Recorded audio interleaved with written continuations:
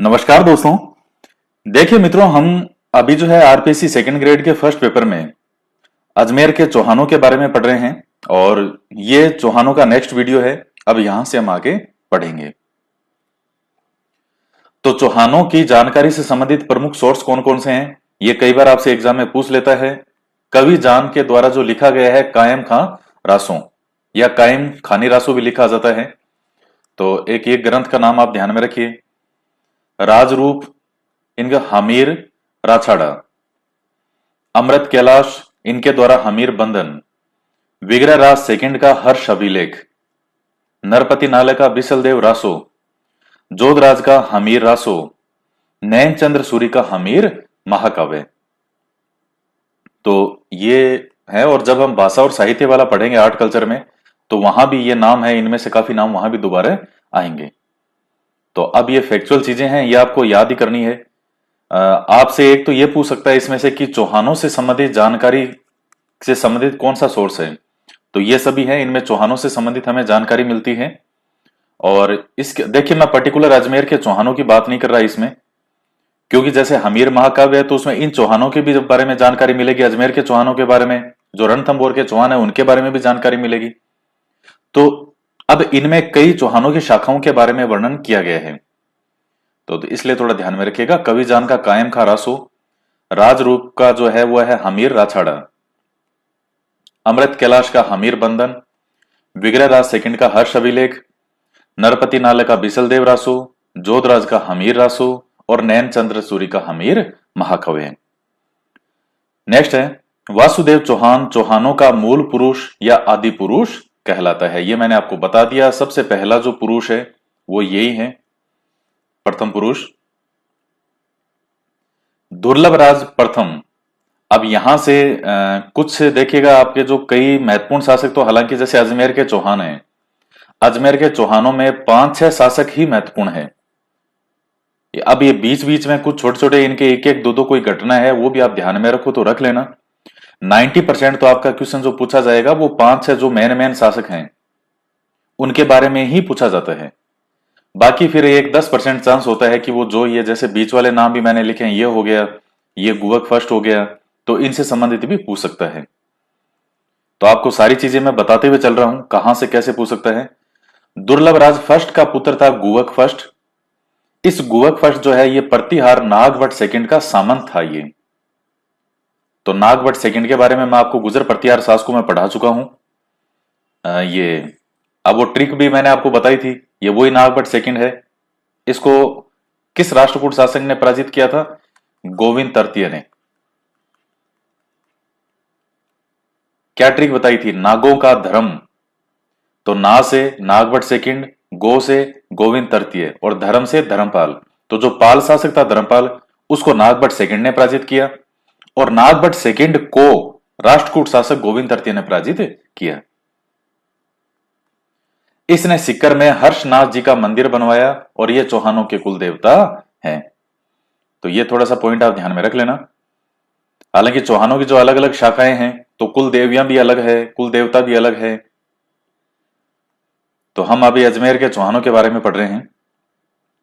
तो नागवट सेकंड का सामंत था। ये क्वेश्चन तो परीक्षा में पूछा हुआ है कि कौन था, तो गुवक फर्स्ट। और इस गुवक फर्स्ट ने, यहां मैंने तीर लगाया है, इसने, किसने? इसने, गुवक फर्स्ट ने सीकर में हर्षनाथ जी का मंदिर बनवाया। फिर गुवक सेकंड जो है, इसने कन्नौज के शासक भोजराज से अपनी बहन कलावती का विवाह किया। तो ये जो शासक थे गुजर प्रतिहार शासक, तो इनसे ये कभी गुजर प्रतिहार शासकों के जो है कभी कभी सामंत भी होते थे और वैवाहिक रिश्ते भी इनमें होते थे। तो कन्नौज में उस टाइम ये गुजर प्रतिहार शासक ही हैं। तो भोजराज से जो है वो अपनी बहन कलावती का विवाह करता है। हालांकि ये कोई एग्जाम के दृष्टिकोण से कोई ऐसा महत्वपूर्ण फैक्ट ये नहीं है और ना परीक्षा में पूछता है, लेकिन चूंकि इसको देखने में और एक दो बार आंखों से निकालने में कोई बुराई नहीं है कि कभी बाई चांस एग्जामिनर को ये लगे कि मैं कुछ हटके पूछूं, तो वो हटके ये वाला पॉइंट है, ये हटके वाले पॉइंट है ये। इसके बाद में देखिएगा गुवक सेकंड के बाद में ये मोस्ट है, ये आपको ध्यान में रखना है, ये है चंदन राज। चंद्रनाज के बारे में क्या इसने तोमर नरेश रुद्र को पराजित किया था। इससे भी ज्यादा महत्वपूर्ण पॉइंट है कि इसकी जो रानी थी उसका नाम था रुद्राणी, जो कि आत्म प्रभा के नाम से फेमस थी। यह योगिक क्रिया में निपुण थी और प्रतिदिन 1000 दीपक जो है वो पुष्कर में महादेव के सामने जलाती थी। तो शिव जी की भगत थी।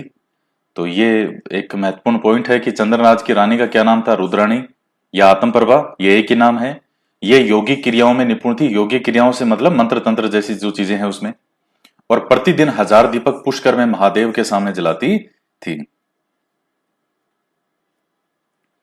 इसके बाद में वागपतिराज फर्स्ट आता है। हर्ष अभिलेख में इसे महाराज कहा गया है। तो ये बिंदु का भी आप ध्यान में रखिएगा। हर्ष अभिलेख में इसे क्या कहा गया है, महाराज। ये नाम देखिए सिर्फ मैंने इसलिए लिखे हैं कि बीच बीच में थोड़ा आपको ये पता रहे। जो बहुत ज्यादा महत्वपूर्ण होगा उसका मैं बताऊंगा आपको कि ये बहुत मोस्ट है। अब जैसे विग्रहराज सेकंड, ये आपके लिए बहुत महत्वपूर्ण है। चालुक्य शासक मूलराज प्रथम को इसने पराजित किया था और भरगु कच्छ में आशापुरा माता का मंदिर बनवाया। भरगु कच्छ से मतलब यहां भरूच से है, जो कि गुजरात में।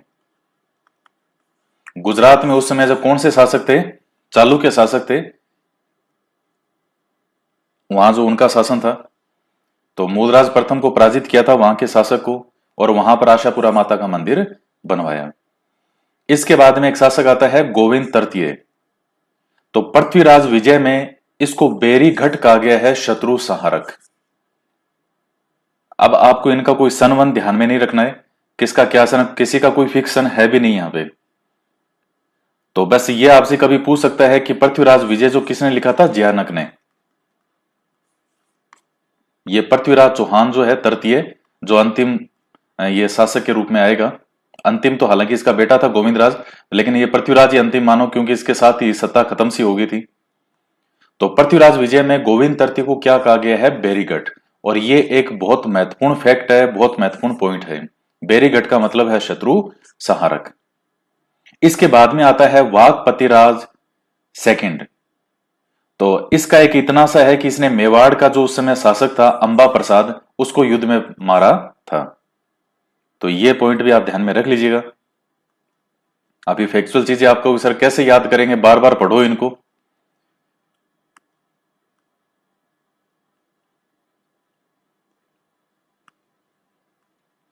वागपतिराज सेकंड जो शासक था, चौहान शासक, इसने मेवाड़ के अंबा प्रसाद को जो है वो युद्ध में पराजित करके मारा था, उसको मार दिया था।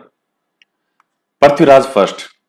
अब जैसे मैंने आपको बताया था कि जो मोहम्मद गोरी के साथ जिसका युद्ध होगा वो है पृथ्वीराज चौहान तृतीय। तो अब ये फर्स्ट यहां पर आया है। 1105 में पुष्कर में 700 चालुक्यों को मारा जो ब्राह्मणों को लूटने आए थे।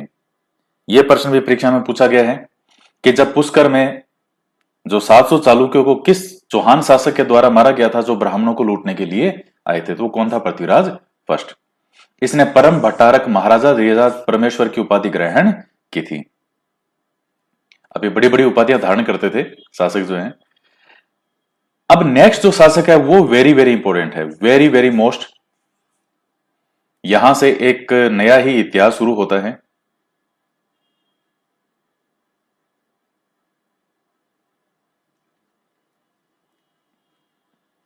अजयराज फर्स्ट। तो 1113 से 1133 का कार्यकाल है। इनका कार्यकाल जो है वो ठीक ठाक मिल जाता है। चौहानों का साम्राज्य निर्माण काल, ये किस शासक का समय कहलाता है, ये अजयराज फर्स्ट का समय जो है वो चौहानों का साम्राज्य निर्माण काल कहा जाता है।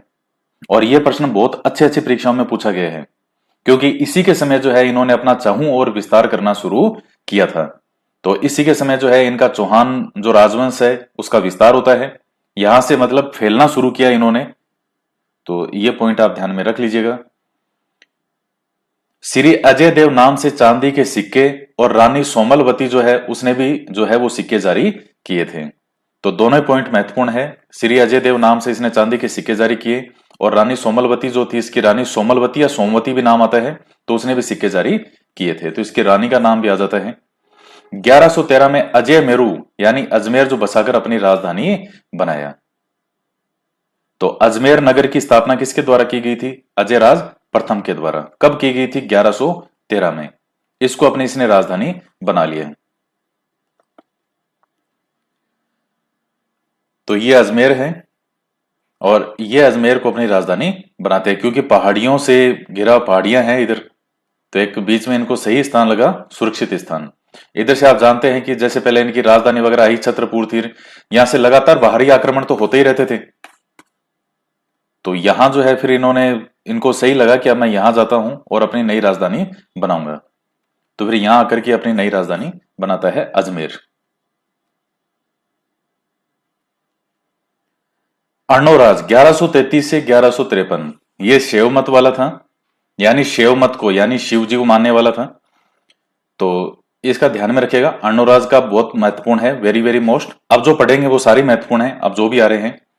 चालुक्य जयसिंह सिद्धराज की पुत्री कांचन देवी से विवाह किया और पुष्कर में वराह मंदिर का निर्माण करवाया। वराह माने ये विष्णु जी का मंदिर का निर्माण करवाया था। तो चालुक्य शासक था जयसिंह सिद्धराज, उसकी पुत्री कांचन देवी से इसने विवाह किया। तो ये जैसे राजस्थान है, तो यहां ये गुजरात, तो इधर जो किसका शासन था, चालुक्य शासकों का। तो इनसे लगातार इनके संघर्ष चलते रहते थे हमेशा, और कभी अच्छे संबंधों में बदलने का भी प्रयास किया गया, जैसे ये विवाह वगैरह भी होते थे, फिर भी इनके लगातार संघर्ष जो है वो जारी रहे। अजमेर में आना सागर झील का निर्माण करवाया था, किसने, अर्णोराज के द्वारा। और तुर्कों को पराजित किया, यह भी एक महत्वपूर्ण उपलब्धि थी। तो इस पॉइंट को भी आप ध्यान में रखिएगा। देखिए ये तो सब बच्चे सही कर देते हैं कि अजमेर में आना सागर झील का किसने निर्माण करवाया, वराह मंदिर का निर्माण किसने करवाया, पुष्कर में तुर्कों को पराजित किया। लेकिन ये विद्वान इसके दरबार में कौन से थे, ये क्वेश्चन केवल विरले ही विद्यार्थी सही कर पाते हैं। ये क्वेश्चन आपका बनता है बहुत मोस्ट। तो देवबोध और धर्मघोष, ये दोनों विद्वान किसके दरबार में थे, तो अर्णोराज के दरबार में। चालुक्य कुमारपाल ने इसे पराजित किया। इसका वर्णन प्रबंध चिंतामणि और प्रबंध कोश में मिलता है। प्रबंध चिंतामणि जो है ये मेरुतुंगाचार्य का है, और प्रबंध कोश जो है ये लिखा था राजशेखर के द्वारा। तो इनके द्वारा जो लिखे गए ग्रंथ हैं, इनमें इसका वर्णन मिलता है कि चालुक्य शासक था कुमारपाल, इसने इसको पराजित किया था, किसको, अर्णोराज को। और ये इसके बारे में जो जिक्र मिलता है, जैसे गोपीनाथ शर्मा जी कई इतिहासकार जो वो कहते हैं कि एक बार जैसे ये अपने यहाँ अजमेर में बैठे थे, तो यूं ही बैठे बैठे जब भोजन कर रहे थे, भोजन करते करते अचानक आपस में कोई बात आने लगी। तो जो चालुक्य कुमारपाल की बहन जो थी, बहन, और अर्णोराज जो है, इसने कोई आपस में ऐसी कोई बात हो गई। अर्णोराज ने कहा हम मजबूत हैं, और इसकी बहन वगैरह थी, उसने कहा नहीं नहीं, हम जो है चालुक्य हम मजबूत हैं, तो हमारे वाले ज्यादा मजबूत है, हमारे वालों ने तुम्हारे वालों को बहुत बार हराया है, पराजित किया है। इस तरह से करके हम आपस में तू मैं हो गई, और ये बात पहुंच गई कुमारपाल तक। तो फिर इसने आक्रमण किया, और इसमें ये अर्णोराज हार जाता है। इस तरह के कई कहानियां आती है, कई बातें आती है, लेकिन यह फैक्ट सच है कि कुमारपाल जो है वो इसको पराजित कर देता है, किसको, अर्णोराज को। और इसका वर्णन कहां मिलता है, प्रबंध चिंतामणि और प्रबंध कोश। तो ये बहुत शानदार शानदार अच्छा सा मटेरियल है, इसको आपको याद करना है।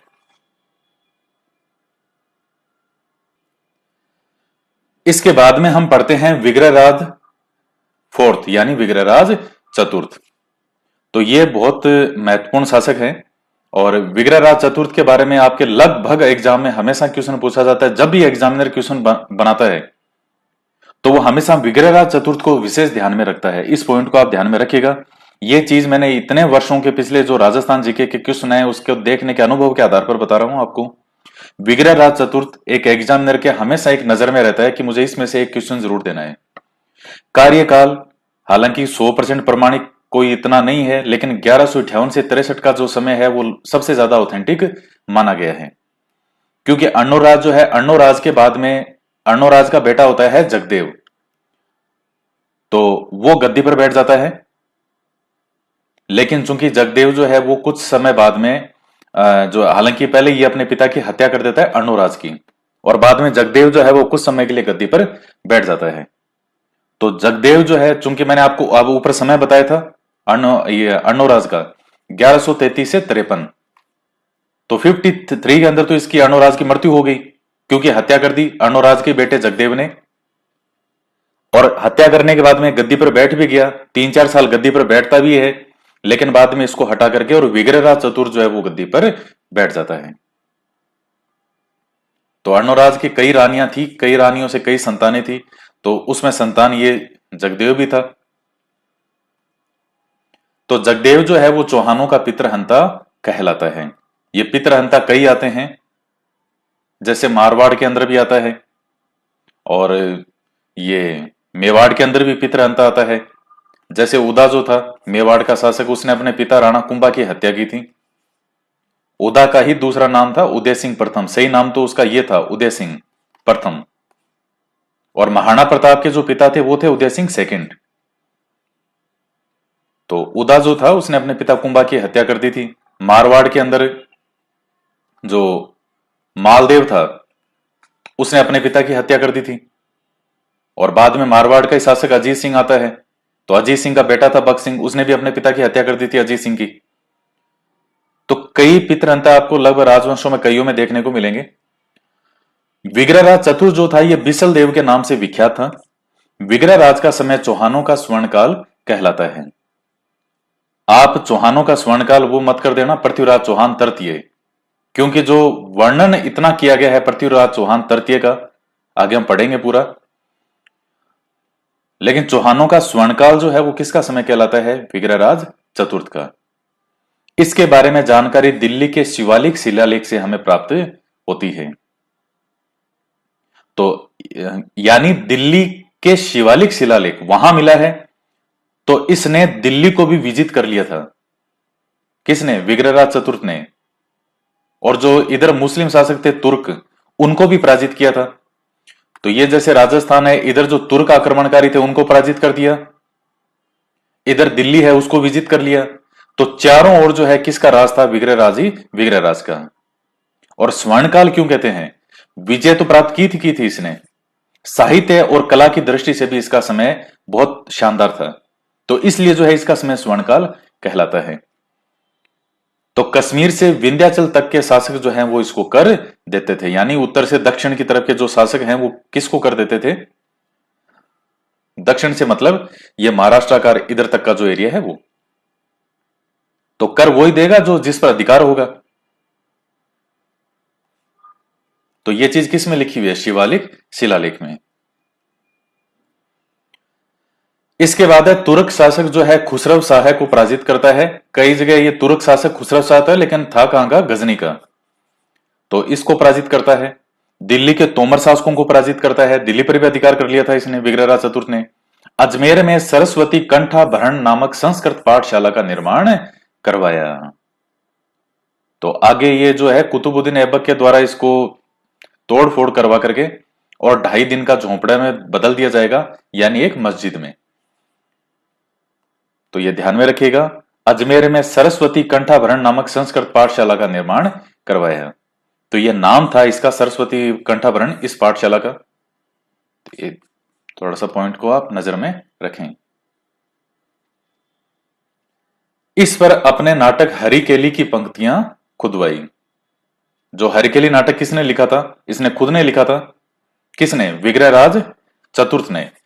यानी ना केवल विद्वानों का आश्रयदाता था, बल्कि स्वयं भी एक बहुत बड़ा विद्वान था।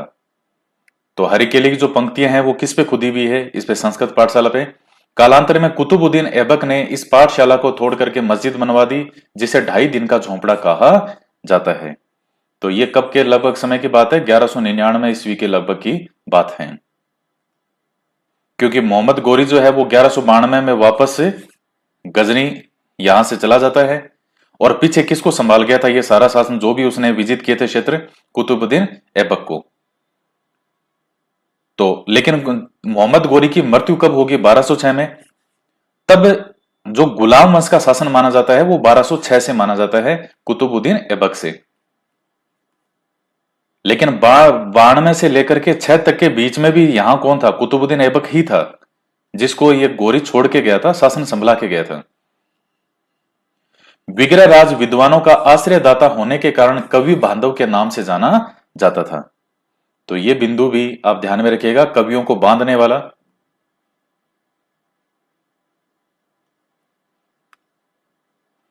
इसके बाद में है जनता में कटी बंधु के नाम से भी लोकप्रिय था। तो कवि बांधव के नाम से भी जाना जाता था और कटी बंधु के नाम से भी जनता के बीच में लोकप्रिय था। यह प्रश्न पूछ सकता है आपसे। विग्रहराज हरिकेली नाटक जो लिखता है, इसका स्वयं का नाटक है। क्या है इसमें? किरात वेशधारी जो भगवान शिव व अर्जुन के मध्य युद्ध का वर्णन है।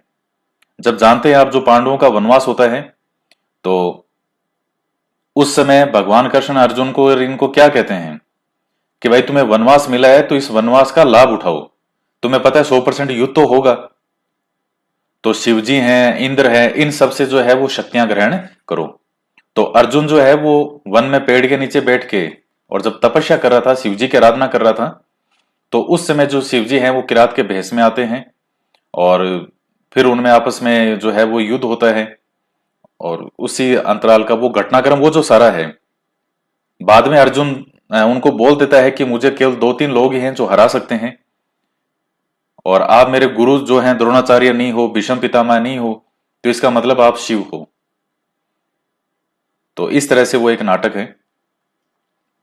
तो ये चीज देखिएगा, ये कितनी एक बेहतरीन चीज आपके सीखने के लिए है कि जब वैकेंसी आई भी नहीं होती तो उस समय वो तैयारी करने का सबसे बेहतरीन समय होता है कि अब तैयारी करो क्योंकि वैकेंसी आई भी नहीं है।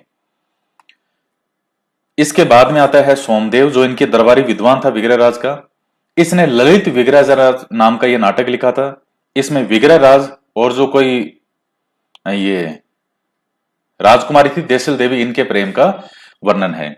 ये जो मैंने आगे लिखा है ये आपसे कभी नहीं पूछेगा, आपसे सिर्फ ये पूछेगा ललित विग्रहराज जो है वो किसने लिखा था नाटक? सोमदेव के द्वारा। इनका बहुत बड़ा दरबारी विद्वान था। नरपति नालय, इसने क्या लिखा? बीसल देव रासो। और बीसल देव कौन है? यही विग्रहराज चतुर्थ। तो इसमें बीसल देव और परमार राजा भोज की पुत्री राजमती के प्रेम का वर्णन है।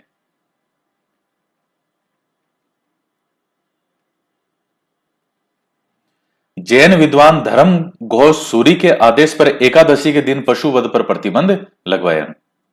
तो यह पॉइंट आप ध्यान में रखिएगा। धर्म घोष सूरी किस शासक के समय की बात है? ये विग्रहराज चतुर्थ के समय की। तो यह प्रश्न पूछ सकता है। पर्सी ब्राउन के अनुसार, यह अंग्रेज विद्वान है, पंजाब शाह पीर का 2.5 दिन का उर्स यहां लगता है, इसलिए इसे 2.5 दिन का झोंपड़ा कहते हैं। तो ये अलग अलग हैं। ये पर्सी ब्राउन तो ये कहता है कि यहाँ पंजाब शाह पीर का 2.5 दिन का उर्स लगता है। जैसे हिंदू में मेला होता है वैसे मुसलमानों में उर्स होता है, तो कि इसलिए इसको 2.5 दिन का झोंपड़ा कहते हैं। तो बाकी ये कि उसने 2.5 दिन के अंदर उसको कंप्लीट करवाया था मस्जिद में, उसको 2.5 दिन के झोंपड़े के नाम से जानते हैं। तो जो भी है आपको ये फैक्ट ध्यान में रखना है। अबू बकर नामक व्यक्ति की देखरेख में यह मस्जिद बनी। यह एक बहुत शानदार फैक्ट है। हालांकि सामान्यतः प्रश्न ये नहीं पूछा जाता, लेकिन कुतुबुद्दीन ऐबक जो बनवाता है, यानी 2.5 दिन का झोंपड़ा है क्या? ये एक मस्जिद है। ये तो ये किसकी देखरेख में जो है बनवाई थी कुतुबुद्दीन ऐबक के द्वारा? अबू बकर, ये कोई व्यक्ति था। संस्कृत पाठशाला के कुलपति कौन थे? पद्मनाभ चौहान। और आपका सेकंड ग्रेड का जो फर्स्ट पेपर है जीके का, तो चूंकि बहुत महत्वपूर्ण है, सेकंड ग्रेड में लेवल रीट वालों से तो ऊपर ही होता है, रीट से ज्यादा पढ़ना पड़ता है, ज्यादा उच्च स्तर के क्वेश्चन आते हैं। तो यह फैक्ट भी आपको पता होना चाहिए। संस्कृत पाठशाला के कुलपति जो है वो कौन थे? पद्मनाभ चौहान। किसके समय? यही विग्रहराज के समय की बात है ये।